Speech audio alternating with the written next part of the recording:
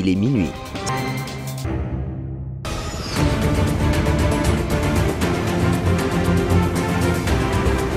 Tout de suite, votre dernière édition du soir, Central Tonight. Central Tonight. Central Tonight. Et à la présentation, bonsoir et bienvenue chers auditeurs dans cette dernière édition de la soirée Central Tonight sur la Centrale FM dont voici les titres.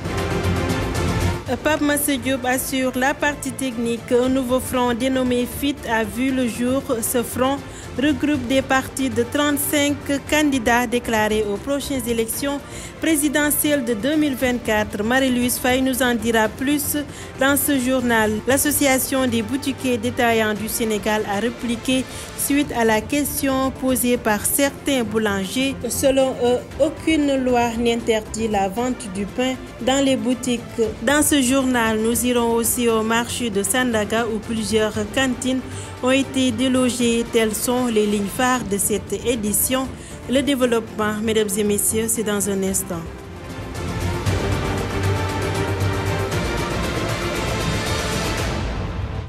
Bonsoir et merci de choisir la plus info des radios pour vous informer. Démarrons avec un nouveau front appelé FIT, Front pour l'inclusivité et la transparence des élections, qui a vu le jour. Il regroupe des partis de 35 candidats déclarés à l'élection présidentielle de 2024. Dans le cadre de leur plan d'action, l'organisation prévoit de saisir la Cour suprême pour l'annulation du décret portant la constitution des nouveaux membres de la Sénat. Il demande également une séparation des pouvoirs en choisissant un ministre chargé de gérer l'organisation des élections en toute transparence. Reportage Marie-Louise Faye. Des candidats de l'opposition ont lancé le Front pour l'inclusivité et la transparence des élections FIT, un moyen, selon ses membres, de restaurer la démocratie sénégalaise et unir leurs efforts en vue d'assurer la participation de tous les candidats aux élections. Dr Cheikh Tidiane Dièye, membre du FIT. Nous lançons le Front pour l'inclusivité, la transparence des élections, le FIT. Appelons les forces politiques résolument déterminées à restaurer la démocratie sénégalaise malmenée par le régime de Macky Sall et à unir nos efforts en vue d'assurer la participation de tous les candidats hors de toute exclusion illégale afin de protéger la transparence, la sincérité et la régularité de l'élection présidentielle du 25 février 2024. Mettons en place un cadre d'unité d'action et un pool d'experts pour accompagner nos actions devant les administrations en charge des élections. Dans cette optique, un plan d'action élargi sur plusieurs axes est prévu, renseigne Mohamed Aïb Dafé, mandataire du candidat Ousmane Sonko. Il y a comme action la visite aux familles des victimes de l'immigration clandestine, notamment au niveau des lieux de départ comme Bargny. Nous avons également retenu dans le plan d'action la mise en place du pool d'experts du FIT pour le suivi technique du processus électoral. Il y a également la jonction des forces politiques de l'opposition dans tous les départements et au niveau de la diaspora. Le dépôt d'un recours collectif à la Cour suprême pour l'annulation du décret de nomination des membres de la Sénat. Donc les différents candidats à la candidature vont s'engager pour ce recours. La rencontre avec les forces vives, notamment les centrales syndicales, la société civile qui sont en lutte. La rencontre avec les partenaires techniques et financiers du Sénégal et bien sûr les représentations diplomates pour les alerter sur la situation actuelle. Des rassemblements pacifiques sur toute l'étendue du territoire national et au niveau de la diaspora et l'exigence de la nomination de ministre chargé des élections neutre et impartial.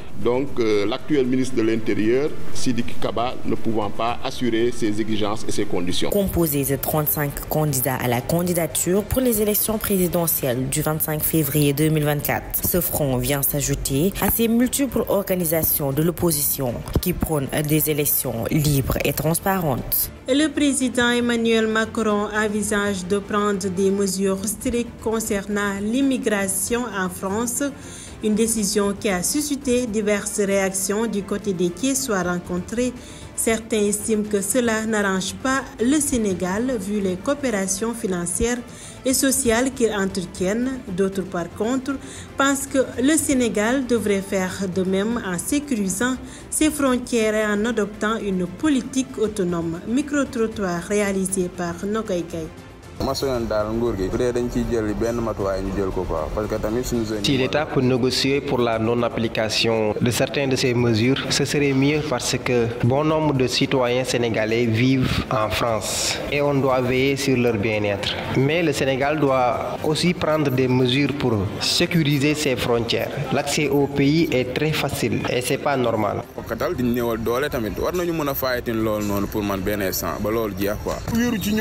Si on dépend trop de la France et qu'elle n'est pas prête à collaborer totalement avec les citoyens sénégalais, mieux vaut rester chez soi et gérer sa propre politique. La voie que certains Sénégalais empruntent pour aller en Europe, ce n'est pas du tout normal. Il y a énormément de risques, surtout ceux qui bravent la mer. Si la France veut adopter une politique migratoire stricte, nous aussi nous devons faire pareil. Si même aujourd'hui entrer par la voie légale pose problème, mieux vaut les laisser avec leur pays. Merci beaucoup Nogoy Gaye. Mesdames et messieurs, je vous le disais au sommaire, l'association des boutiquiers détaillants du Sénégal a apporté sa réplique suite à la question posée par certains boulangers concernant les normes sur la vente du pain dans les boutiques. Par le biais de leur président Aliouba, il affirme qu'aucune loi n'interdit la vente du pain dans les boutiques tout en reconnaissant qu'il y a des normes d'hygiène à respecter. Reportage Lamine Gaye. La vente de pain dans les boutiques n'est pas interdite par la loi sénégalaise. C'est ce que nous dit Alinba, président de l'association des boutiquiers du Sénégal. Il a porté sa réplique suite à la sortie de certains boulangers abordant la question. Il n'y a aucune loi qui interdit la vente de pain dans les boutiques. Le décret numéro 2019-2277 réglementant les activités de production, de distribution et de vente des produits de boulangerie et de pâtisserie au Sénégal, dans son article 11, dit et interdit toute autre forme de vente des produits de boulangerie, les boutiques ne disposant pas d'aménagement et de personnel prévu à cet effet. Je répète, les boutiques ne disposant pas d'aménagement et de personnel prévu à cet effet. Donc la loi nous demande tout simplement d'avoir un dispositif et une personne dédiée. Selon lui, même les boulangers ne sont pas en conformité avec la loi sur le pain. Certains boulangers passent tout leur temps à diaboliser les boutiquiers détaillants en disant qu'ils n'ont pas le droit de vendre le pain. S'ils ont un problème avec les boulangeries clandestines, ils n'ont qu'à aller régler ça avec eux. Ces mêmes boulangeries, ce que la loi leur exige, ils n'ont même pas fait les 1/3. Où sont les kiosques de pain? On les avait exigé de mettre chaque 30 mètres un kiosque de pain à la disposition de la population sénégalaise. Donc j'interpelle directement l'État, le ministre du Commerce, les gouverneurs des régions. Si on applique cette loi à la rigueur, nous assisterons à une rupture du pain dans beaucoup de localités du Sénégal. La population du Sénégal a le devoir d'avoir son bout de pain chaque matin et nous avons le devoir de le leur fournir chaque matin. Le respect des normes d'hygiène concernant la distribution et la vente du pain a toujours été soulevé par les Sénégalais. La récente sortie des boulangers dénonçant la vente du pain au niveau des boutiques a fait réagir ces revendeurs qui croient être dans les normes. Du côté des boulangers, il appelle les autorités à régulariser ce secteur. Et direction Sandaga pour une opération de désencombrement. Plusieurs cantines ont été délogées au niveau du marché de Sandaga. Rouges de colère, les commerçants se disent ne pas recevoir aucun avertissement de la part des autorités. Ils menacent de perturber le secteur. Reportage Mortiam. Au cœur de l'économie informelle dans la capitale dakaroise, près de 50 boutiques ont été délogées au marché de Sandaga au cours d'une opération de désencombrement. Ceci a causé des dégâts matériels, causant ainsi une perte financière, ce que les commerçants qualifient d'injustice. On m'a appelé environ 1h du matin pour me dire que les délogements sont déjà commencés. Il ne nous a pas averti, ce qui est grave. Ils ont pris l'argent que j'avais dans mon cantine. En ce moment, nous avons reconnu ce qu'il a fait est mauvais et nous avons pris actuellement des avocats. Ces policiers ont délogé beaucoup de cantines. Ils ont dit que c'est le préfet de Dakar. Ceci nous a causé beaucoup de pertes. Ils veulent reconstruire un bâtiment qui était inachevé, mais aussi deux autres dont l'un est un centre commercial, l'autre est une mosquée. C'est ce ce que nous déplorons. Donc pourquoi il délose ces 50 cantines? Ça, c'est une injustice totale, vraiment.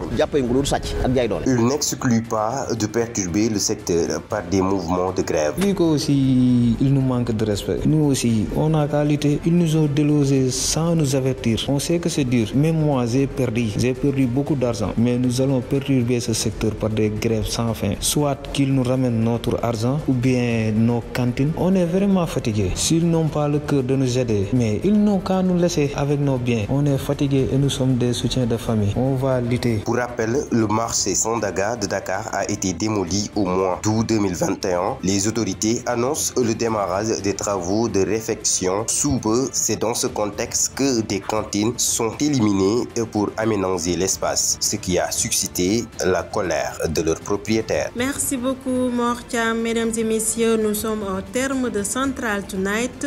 Chers auditeurs, un pessimiste voit la difficulté dans chaque opportunité.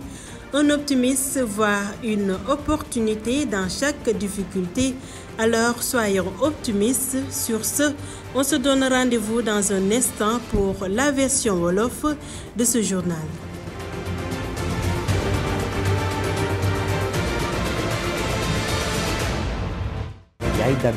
moo nekk ba tey ci kàddu gi mbokk yi gannaaw bañ leen nuyoo dal leen nag jàmm ci xibaar yi mujj yi fii ci Central FM ñu jukki leen li fi gën a fa dañ koy dooree ak géwél politique bi bànqaas bu yees nag moo judd ñu duppee ko FIT mu lëkkale fanweer ak juróom ñoo xam ni nag dañoo samp ndëndëm ci jongante yi ñu jëm dañ ci gën a dikk ci biir xibaar yi kuréel gi lëkkale jaaykatu boutique yi ñoom nag indi nañu ay tontu jëmale ko ci yenn boulangerie yi bu ñu sukkandikoo ci ñoom nag kenn terewul ñu jaay mburu ci boutique yi ci biir xibaar yi nañu wutali fële ca diwaanu Sandaga jaaykat ya fa nekk nag dañoo mer ba futtu ndax dañoo xëy jëlee fa seeni ay cantine mbokk yi li moo fi nekkoon ci ay ponk faram-fàcc bi léegi lay doon. dañ koy dooree ak géwél politique bi bànqaas bu yees ñu duppee ko FIT juddu na fii ci Sénégal mu lëkkale fanweer ak juróom ñoo xam ni dañoo samp ndëndëm ci jongante yi ñu dégmal li tax a jóg boobule bànqaas nag mooy fexe ñu wutali ëttu attekaay yi ngir rek mën a clamer lu ñu tabb Sénat bu yees waaye it ñu séparé mboolem kennook réew mi muy pouvoir yi daal di wut jëwriñ boo xam ni mooy saloo ak jongante yi ngir rek mu am ci anam yu leer. Marie-Louise Faye reportage. ñi fare ci kujje gi taxawal nañ ab kuréel bu ñu dippee FIT ngir mën a amal élection yu jaar yoon bu ñu sukkandikoo ci ñi ko ŋànk li ni mel dafay delloo si waat démocratie fi ci réewum Sénégal waaye it boolewaat seeni doole ba ñu samp seen ndënd yépp mën a bokk ci jongante palum njiitu réew mi ñu dëgmal docteur Cheikh Tidiane Dieye bokk ci kuréel googule. bi li muy wax mooy dañu jàpp ñun ñëpp ni réew mi di Sénégal dafa daanu dafa nërmeelu ci li nga xam ni moom la ñuy wax état de droit bi nga xam ni moom la fi Macky Sall fekk te si la sukkandiku moom ba ñëw au pouvoir waaye tey nërmeel na ko yàq na ko salfaañe na ko muy lenn loo xam ne ñun ñëpp d'accord nañ ci ànd ci jàpp nañu itam ni fii réew mi yegg si tey ci salfaañe àq ak yelleefu citoyen yi nga xam ne constitution moo leen ko jox ci toroxal doomu aadama góor ak jigéen ci jàpp nit ñi tëj leen ci kaso ci lu dul dëgg fii ñu yegg si tey Sénégal masu koo xam ba ñu nekkee ci indépendance ba tey. bu ñu sukkandikoo ci kii di Ayib Daffé mandataire bu Ousmane Sonko fas yéene nañ teg ay doxalin yu bari ci ay pàcc yu bari. plan d'action ba nga xam ne front bi moom la tënk tey bu ñu dajee donc li su jiitu mooy dem jaale ji mbokk ñu nga xam ne ñoom ñoo ñàkk seen bakkan ci mbëkk mi. dajale ay borom xam-xam ñoo xam ne seen xam-xam màcc na ci wàllum élection ak ci wàllum droit pour ñu jàppale ñu ci lépp loo xam ne mooy surveillance processus électoral boobu te surveillance processus électoral boobu moo ngi commencé ci parrainage yi ci wàllum fichier électoral bi ci inscription yi ci carte électorale bi ba ci supervision ci biir bureau de vote yi ak centre de vote yi fexe tamit la nga xam ne mooy décret ba Macky Sall jël tas Sénat indi ay membres yu bees yoo xam ne ñenn ñi ci parti politique am nañu bokk donc loolu tam décret boobu nañu bokk si ñu koy attaqué ak ministre ba nga xam ne mooy organiser élection yi mu doon ministre boo xam ne du bokk APR du bokk Benno Bokk Yaakaar day nekk un ministre neutre et impartial comme nuñ ko defee woon en 2012 comme nuñ ko defee woon en 2000 donc mu nekk une exigence boo xam ne fit moo ngi koy laaj. boobule kuréel ëmb fanweer ak juróomi candidat yu samp seen dënd ci jongante palum njiitu réew mi ñu dëgmal dafa ñëw dooleeku si kuréel yu bari yi nga xamante ni waa kujje gi taxawal nañ ngir xeex ñu amal élection yu jaar yoon. jërëjëf Marie-Louise Faye kuréel gi lëkkale jaaykatu boutique yi indi na ay tontu jëmale ko ci yenn boulanger yi doon xamle ni boutique yooyu waruñoo jaay mburu ñu jaaree ko ci seen jiit di Aliou Ba la muy xamle nag mooy lenn luy tere boutique yi daal di jaay mburu ñoom nag ñile ñoo ngi sàmmante ak cet gi ngir rek mën koo jaay Lamine Ndiaye la ñuy teewlu ci ab reportage. njaayu mburu ci biir boutique yi nekkul lu yoon tere fii ci Sénégal suñu sukkandikoo ci Alioune Ba di président bu association bi lëkkale jaaykatu boutique yi ci Sénégal ab tontu la bu muy indi gannaaw ba defarkatu mburu yi àddoo jëmale ko ci mbir moomu. amul benn loi buy tere jaayu mburu ci boutique décret numéro 2019-2277 bi nga xamante ne moom mooy sëy ni ñuy defaree mburu nañ koy yóbbee ak nañ koy jaayee fii ci Sénégal article 11 bi dafa wax dañoo tere njaayu mburu ci boutique bi nga xamante ne defarul bërëb bi ba pare amul kenn ku fa taxaw di ko jaay ma bamtuwaat boutique bi nga xamante ne defarul bërëb bi ba pare am kenn ku taxaw di fa jaay ñooñu lañ tere njaayu mburu lu tax yenn ci boulangerie saa su ne rek taxaw ci média bi di naan boutique yi amuñu droit jaay mburu su fekkee ñoom dañoo am jafe-jafe ak yenn ci boulangerie clandestin yi nga xam ne ñoom nee nañ xamuñu fan lañ nekk dañuy ñëw rek di jaay waaye xamuñu fan mooy seen bërëb nañ ko lijjanti ak ñoom loi bi lam leen waxoon te lañu war a def su fekkee fukki poñ la ñett yi sax defuñu loi bi daf leen exiger woon nañ teg ay kiosque de pain 50 mètres pour yombalal askanu Sénégal nu muy amee mburu moom mi muy xamle sax ni defarkatu mburu yi ñoom sàlloowun ak wàllum yoon jëm ci liggéey boobu ci mburu mi. maa ngi interpellé nag état du Sénégal ministre du commerce ak gouverneur région yi su fekkee appliqué nañu loi bi à la rigueur ñu bañ ko def 2 poids 2 mesures yenn ci région yi wala yenn ci localité Sénégal yi nit ñi dinañ xëy duñu am mburu askanu Sénégal dafa am droit saa su yeewoo mu jot mburu waaye ñun tamit dañoo am devoir saa su yeewoo ñu jox leen lañ soxla. sàmmonte ak set moo xam fañ koy jaayee wala fañ koy defaree nekk na lu soxal lool ñi yeewoo fi ci réew mi génn boulanger yi ci wàllu woowu tax na ñiy jaay ci boutique yi tamit génn indi seeni tontu jëmale ko ci wàllu woowu ndax li ñu jàpp mooy yoon may na leen ñu jaay mburu donte am na lu leen sartal defarkatu mburu yi tamit di boulanger yi ñoom ñu ngi ñaan nguur gi ñu àdd jëmale ci mbir moomule ndax indi ci ab saafara. jërëjëf Lamine Ndiaye dañuy àddu ci mbëkk mi jiital réew mu France Emmanuel Macron am yéene teg ay jéego yoo xam ni nag dina xeex mbëkk mi lu ni mel nag jur ay gis-gis yu waroo fii ci diwaanu Thiès ñenn ñi jàpp ni lu ni mel nag arrangé wul réewum Sénégal ndax lëkkaloo bi dox digganteem ak réewum France wàllum jëm ci wàllum koom waaye ñenn ñi nag jàpp nañ ni réewum Sénégal sax dafa war a sóobu ci kaaraange frontière yi ngir rek mën a méngoo ak politique boo xam ni dina mën a jox ndaw yi xëy reportage yu Nogay Kay. ma soñoon daal nguur gi bu dee dañ ciy jël benn matuwaay ñu jël ko quoi parce que tamit suñu zone yi mooy loolu tey bu ñuy tëjee frontières yi wala tamit ñu jël benn mesure bu sévère foofu tamit bu ñu arrangé la zone yëpp ñu ngi dem wala soit tamit même ñu nit suñu réew mi tamit ni ci gars yi duggee nii frontières yi nii dafa xaw a yomb tamit trop il faut léegi ñu jël sévère parce que même Gambie bi tey boo ko doon dugg dañ lay laaj ay taxes yoo xam ne maam doo comprendre sax mais Sénégal nu la neex nu waaye neex duggee ay carte d'identité doo ko am dugg xam nga te loolu noonu franchement du yoon su ma sañoon daal ñu changé waat système bi bu baax a baax suñu comportement rek la ñuy jugé tamit parce que ñoom dañoo am seen mat am seen fulla tamit ñun ni war nañoo mën a am suñu fulla am suñu mat parce que fii tubaab bi ñoo fees dëkk Sénégal ñun bu ñu demee fële dañuy jéem a xokkatal di néewal doole tamit war nañu mën a fayatin loolu noonu pour man benn instant ba loolu jeex quoi wéeru ci ñoom bu ñu dee tànc kay bàyyi leen tëjal suñu yoonu bopp man loolu laa gis ni mooy tane ci ñun comme ni ñoo wéeru ci ñun ñu dinu tànc parce que ñun daanaka France mooy ñun ñooy ñoom bu ñu dee dangal seen biir ci beneen côté lañu ko war a dangale waaye waruñu koo dangale jëmee ci ñun ñi nga xam ne ci ñoom lañu wékku man de loolu rek laa ci gis yàgg nañ avant indépendance kon am na yoo xam ne moo rafetul quoi Macron moom bu jëlee décision boobu man dama bett loolu Sénégal France moom dëgg fa yàlla benn lañ mooy loolu kon lu ñaaw xaju fi quoi. xamoon nañ lii tôt ou tard dina ñëw Macron moom Sénégalais moom demeewul noonu moom ñoom ñoo ñu colonisé am nañ droit def lu leen neex nañ nangu rek garaawul yàlla baax na. pour yombal dugg bi moom man gis naa ne gars yi li ñuy demee foofu moom c'est pas normal su gars yi xamoo lu nekk ci géej gi ñu xamoo lu nekk ci gaal gi ñu toog fii sax amoo loo lekk loo naan sax waroo dem ci gaal gi waaw mais nañ leen bàyyil seen dëkk te toog seen réew bu fekkee yow da nga dem ambassade ñu may la visa nga dem ci yoon bu loolu mënul am yow nga toog sa dëkk lépp état bi la ni mu war a fexe ba sécuriser yeneen noonu la mën a sécuriser suñu frontières yi ba ñu bare duñu du ko jot rek dugg. dañuy wutali fële ca diwaanu Ndakaaru dañoo xëy jëlee ay cantines yi nekkoon ci peggi marché Sandaga ba tax na commerçant yi mer ba futtu li ñuy xamle mooy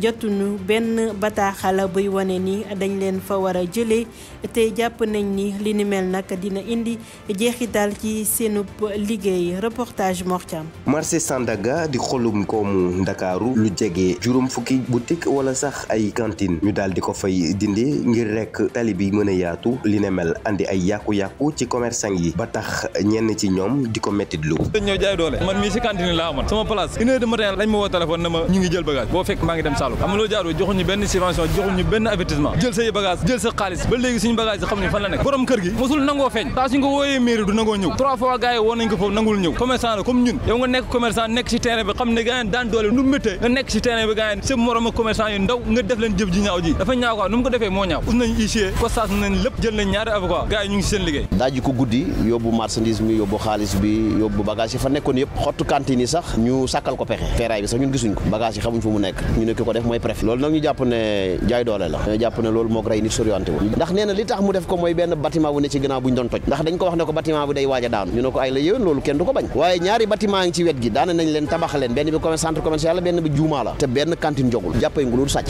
ak jaay doole ñoom commerçant yi di xamle ne seenub aajo su fajuwul daañu wàcc ci kaw tali bi ngir amal sax lu mel ne grève kon te jéem nañu wax nañ ñu ngi ñuy jaay doole samay bagage ba léegi mënuma ko gis xamuñu fan lañ ko yóbbu te valeur bi ñu si yor si xaalis kenn xamul nu mu toll loolu yëpp ñu nar ko ñàkk si zéro pour ñoom dinañ bàyyi mu sedd mais duñ bàyyi mu sedd de instant yi nii chaque jour bu ñu ñëwee dinañ ñëw jàmmaarloog ñoom parce que lii dafa metti parce que ñun mënuñu nekk di góorgóorlu jàppalew ñu ba pare bëgg a jël suñuy alal dem yóbbu ko kenn xamuñu fan lañ ko yóbbu bu fekkee ne nag nii lañ ko nar a jàppoo nag lu ñu gis ñun la parce que ñun duñu bàyyi tamit mu sedd ñoom buñ nangul bàyyi mu sedd ñu nit duñ bàyyi mu sedd fu mu yam neex kon te ñoom nangu ñu ñoo yërëm ñun tamit duñ leen yërëm bu yeboo nañ ñu jàpp sax lu ñu am jël parce que dañoo sonn. ci fàttali marché Sandaga bu Ndakaaru ñu ngi ko doon defaraat ci atum 2021 fii ak fan yu néew daañu tàmbaliwaat liggéey yi li ne mel waral ñu déjjatiwaat palaasu commerçant yi ba tax ñenn ci ñoom am lu leen metti lool.